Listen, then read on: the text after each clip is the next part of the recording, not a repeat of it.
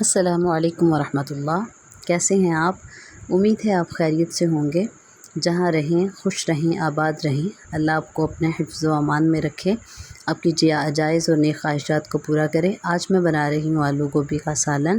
ساتھ ساتھ آپ یہ سمپل سی ریسپی دیکھتے رہیں گے اور اس کے ساتھ ساتھ ہم کریں گے کچھ باتیں، اور ان باتوں میں سب سے جو پہلی بات ہے وہ ہم یہ کریں گے کہ ہم لوگوں کے ساتھ جب اچھا سلوک کرتے ہیں تو ہم اچھے ہونے کے باوجود بھی، مطلب اپنی طرف سے اچھائی کرنے کے باوجود بھی تکلیف میں کیوں مبتلا رہتے ہیں، اپنی طرف سے اخلاق سے بھی پیش آتے ہیں، اچھا سلوک بھی کرتے ہیں، ہمسایوں کے ساتھ، رشتہ داروں کے ساتھ، ہسبینڈ کے ساتھ یا بچوں کے ساتھ قربانیاں بھی دیتے ہیں، لیکن اس کے باوجود بھی ہم پھر اس خوشی کو کیوں نہیں محسوس کر پاتے۔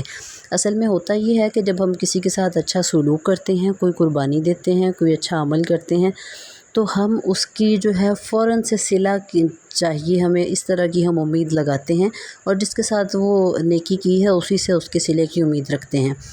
باقی یہ ایک اچھا عمل ہے کہ اگر کوئی آپ کے ساتھ نیکی کرتا ہے تو آپ اس کا شکریہ ادا کریں۔ اس کی حدیث میں بھی حوصلہ افزائی کی گئی ہے کہ جب کوئی آپ پہ احسان کرتا ہے تو اس کا جو ہے وہ اچھے طریقے سے شکریہ ادا کریں، اس کو جزاک اللہ بولیں، جزاک اللہ بولیں۔ تو لیکن اگر کوئی نہیں کرتا ہے تو ہم نے خود پہ اس بات کو حاوی نہیں کرنا۔ کوئی ہمارے اچھے عمل کو نہیں سراہتا ہے یا نہیں اس چیز کو پسند کرتا ہے تو ہم اچھے ہونے کے باوجود بھی اپنے دماغ پہ اس بات کو سوار کرتے ہیں اور ڈپریشن میں چلے جاتے ہیں۔ اس کا سمپل حل یہ ہے کہ آپ اچھا سلوک کیجئے۔ دیورانی جٹھانی ہیں، آپ کی نند ہیں، آپ کی ساس ہیں، ساس سسر ہیں، ہمسائے ہیں، رشتہ دار ہیں، بہن بھائی ہیں، ہسبینڈ ہیں یا اولاد ہے، تو آپ اچھا سلوک کریں، لیکن صلہ کی امید اللہ سے رکھیں کہ اس کا صلہ مجھے اللہ ہی عطا فرمائے گا۔ انسان کسی انسان کو صلہ نہیں دے سکتا۔ تو اور دوسری بات، آپ نے یہ بات سنی ہوگی کہ جس کے ساتھ احسان کرو، جس کے ساتھ نیکی کرو، اس کے شر سے بچو۔ تو یہ اپنے دماغ پہ بات نہ سوار کیا کریں کہ ہم نے اس کے ساتھ اچھا کیا اور اس نے ہمارے ساتھ برا کیا۔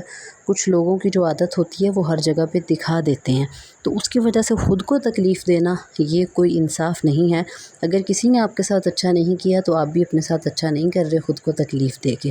تو سب سے پہلے بات تو یہ کلیئر ہو گئی کہ ہمیں صلے کی امید اللہ سے رکھنی۔ جب ہم یہ رکھیں گے تو ہمیں نیکی کرنے میں مزہ بھی آئے گا اور مزید بھی ہمارا دل کرے گا، ہمارے دل میں اس نیکی کا سکون اترتا ہوا محسوس ہوگا، اور آخرت میں تو اچھا بدلہ ہے ہی۔ دوسری بات جو ہے وہ یہ ہے کہ ہمیں لوگوں سے توقعات کم کرنی چاہیے۔